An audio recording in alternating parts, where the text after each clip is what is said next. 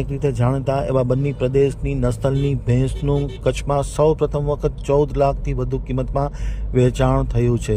ગુજરાતમાં સૌ પ્રથમ વખત ભેંસનો આટલો ભાવ મળ્યો હોય તે આ પ્રથમ દાખલો છે।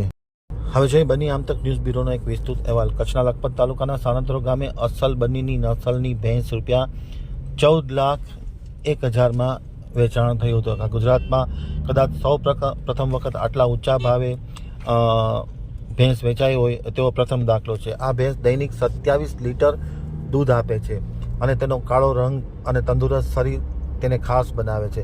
ભેંસના ચૂટકંડી શિંગડા અને આકર્ષક દેખાવ પણ લોકોને ધ્યાન ખેંચે છે। ભેંસ ભુજના શેરવા ગામના માલધારી શેરુભાઈ ભલુએ ખરીદી છે। વેચનાર ગાજીભાઈનો પરિવાર છે। પેઢી દીઠ પશુપાલનનો વ્યવસાય કરે છે।